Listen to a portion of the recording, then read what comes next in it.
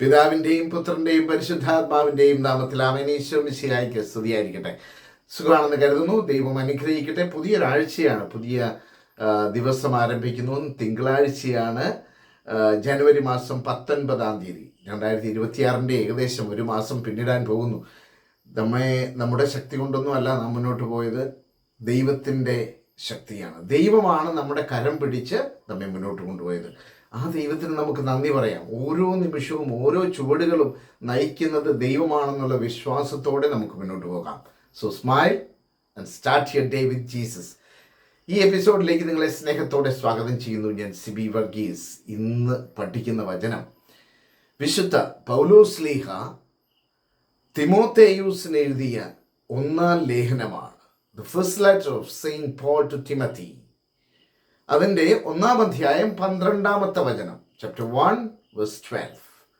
അതിങ്ങനെയാണ് പറയുന്നത്: എന്നെ ശക്തിപ്പെടുത്തുന്ന നമ്മുടെ കർത്താവായ യേശു ക്രിസ്തുവിന് ഞാൻ നന്ദി പറയുന്നു.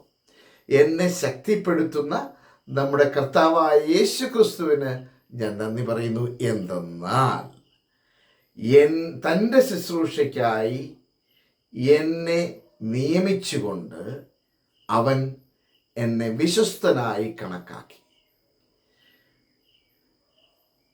എന്നെ ശക്തിപ്പെടുത്തുന്ന വചനം പഠിക്കണം. എന്നെ ശക്തിപ്പെടുത്തുന്ന നമ്മുടെ കർത്താവായ യേശു ക്രിസ്തുവിന് ഞാൻ നന്ദി പറയുന്നു. എന്തെന്നാൽ തൻ്റെ ശുശ്രൂഷയ്ക്കായി എന്നെ നിയമിച്ചുകൊണ്ട് അവൻ എന്നെ വിശ്വസ്തനായി കണക്കാക്കി. I am grateful to Christ Jesus our Lord. I am grateful to Christ Jesus our Lord, who has strengthened me because he judged me faithful and appointed me to his service. I am grateful to Christ Jesus our Lord, who has strengthened me because he judged me faithful and appointed me to his service. എന്നെ വിശ്വസ്തനായി കണക്കാക്കി. പ്രിയപ്പെട്ട സഹോദരങ്ങളെ, ദൈവത്തോടുള്ള വിശ്വസ്തത വളരെ പ്രധാനപ്പെട്ട ഒരു കാര്യമാണ്. വളരെ പ്രധാനപ്പെട്ട ഒരു കാര്യമാണ്. നമ്മുടെ ജീവിതത്തിൽ അവൻ നമ്മോട് വിശ്വസ്തനാണ്.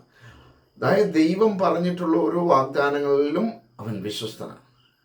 നമ്മുടെ വിശ്വസ്തത എത്രമാത്രമുണ്ട്. അങ്ങനെ വിശ്വസ്തരായിരുന്നാൽ ദൈവം എന്നെയും നിങ്ങളെയും ശക്തിപ്പെടുത്തുകയും കരം പിടിച്ച് നയിക്കുകയും ചെയ്യും.